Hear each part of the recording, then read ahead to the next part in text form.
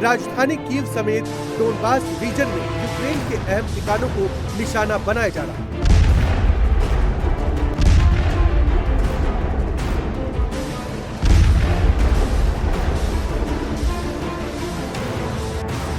तबाही की ये तस्वीरें पूर्वी यूक्रेन के गुलियाईपोल की। महातबाही के लिए रूसी सेना ने यहां अपने किलर HIMARS को मैदान में उतार दिया। रूसी सेना का ये किलर दुश्मन पर बेहद सटीक हमले करता है। टारगेट पर गिरते ही वहां तबाही मच जाती है।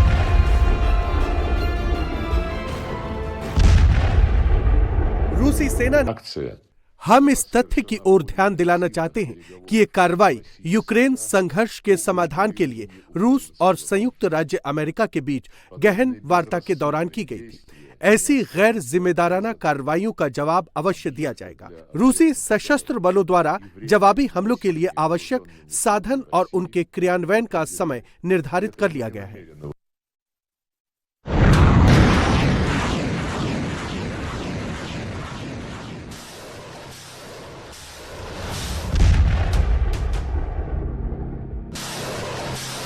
राष्ट्रपति पुतिन के आवास को निशाना बनाए जाने की खबरों पर प्रधानमंत्री नरेंद्र मोदी ने भी चिंता जताई है। पीएम मोदी ने कहा, दुश्मनी खत्म करने और शांति हासिल करने का सबसे अच्छा रास्ता राजनयिक प्रयास है। रूस यूक्रेन संघर्ष पर प्रधानमंत्री मोदी ने कहा, हम सभी संबंधित पक्षों से आग्रह करते हैं कि वे राजनयिक प्रयासों पर ध्यान केंद्रित करें और ऐसे किसी भी काम से बचें जो इन्हें कमजोर कर सकता है। एक तरफ पुतिन के आवास पर हमले की खबर से रूस यूक्रेन शांति वार्ता में खलल पड़ सकती है, तो दूसरी तरफ रूस ने यूक्रेन पर हमले तेज कर दिए।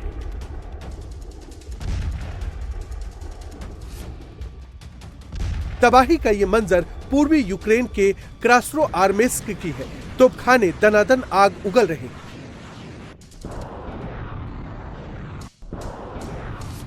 रूसी सेना यूक्रेनी सेना के ठिकानों को टारगेट करके गोलीबारी कर रही है। दुश्मन के किले को तोपों के गोलों से ध्वस्त किया जा रहा है। यह रूसी सेना का टैंक डिवीजन है जो दुश्मन के टारगेट पर सटीक हमले के लिए जाना जाता है।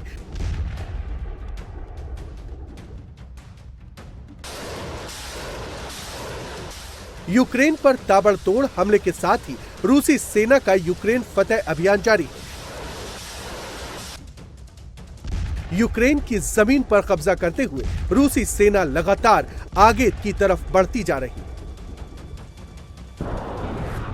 रूस ने दावा किया है कि उसकी सेना ने पूर्वी यूक्रेन के दोनेत्स्क क्षेत्र की एक और बस्ती पर कब्जा कर लिया है। नए साल से पहले रूसी राष्ट्रपति व्लादिमीर पुतिन ने यूक्रेन फतेह को लेकर अपना इरादा बता दिया है। सेना कमांडरों के साथ बैठक के दौरान पुतिन ने अपनी सेना को निर्देश दिया है कि वो 2026 तक यूक्रेन के साथ सीमा पर सुरक्षा बफर जोन का विस्तार जारी रखेंगे। कुपियांस्क दिशा में यूक्रेनी सेना को पूरी तरह से खदेड़ दिया।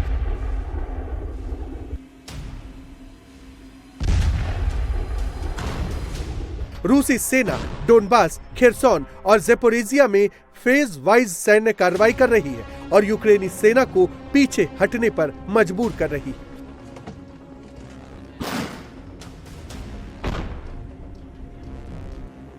इसके साथ ही पुतिन ने अगले साल तक डोनबास पर पूरी तरह से रूसी सेना के कब्जे की उम्मीद जताई।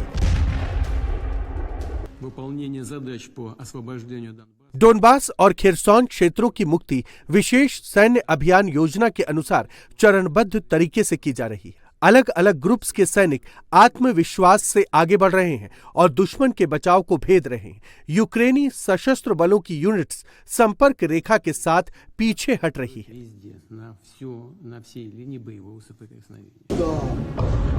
पिछले 24 घंटों के दौरान रूस ने डोनबास क्षेत्र में ताबड़तोड़ हमले किए। रूसी सेना ने यूक्रेनी इलेक्ट्रॉनिक युद्ध स्टेशनों, काउंटर बैटरी रडारों को निशाना बनाया। यूक्रेनी सेना के गोला बारूद डिपो को टारगेट किया। रूसी एयर डिफेंस सिस्टम ने 2 यूक्रेनी मिसाइलों और 140 लॉन्ग रेंज ड्रोन को मार गिराया। रूस यूक्रेन जंग के बीच अब इसी डोनबास इलाके को लेकर दोनों देश अड़े हुए हैं। रूस इस इलाके पर अपना पूरी तरह से कब्जा चाहता है, यूक्रेन के सैनिकों की वापसी चाहता है, तो यूक्रेन के राष्ट्रपति ज़ेलेंस्की इसे छोड़ने को तैयार नहीं।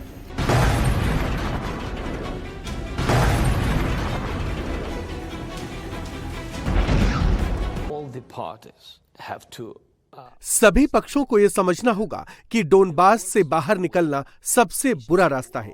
यह यूक्रेन के लिए बड़ा जोखिम होगा जो यूक्रेन को कबूल नहीं होगा, लेकिन वे इसे व्यक्तिगत रूप से स्वीकार करेंगे और जनमत संग्रह का परिणाम सकारात्मक नहीं होगा। will not be positive. ये दक्षिणी पूर्वी यूक्रेन के ज़ेपोरेजिया का गुलाइपोल इलाका है। रूसी सेना यहाँ भारी तबाही मचा रही है। रूसी सेना के टोही विमान बटालियन ने यूक्रेनी अड्डों को ध्वस्त कर दिया है। जंग की ये तस्वीरें उत्तरी यूक्रेन के सुमी प्रांत की हैं। कीव सेना को कुचलने के बाद रूसी सेना मोर्चे पर आगे बढ़ रही है। रूसी सेना ड्रोन और गाइडेड बमों के जरिए दुश्मन के टारगेट को ध्वस्त कर रही है। यूक्रेनी सेना की चौकियों को उड़ाया जा रहा है। एफएबी बमों से यूक्रेनी सेना के ठिकानों को तबाह किया जा रहा है। भारी बमबारी के बाद आग का गोला उठ रहा है। धुएं के गुबार से पूरा आसमान भर गया है।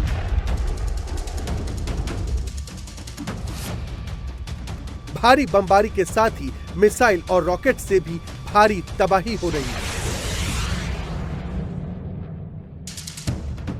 रूसी सेना ने यूक्रेन के खतरनाक रैम 2X हमलावर ड्रोन को ध्वस्त कर दिया।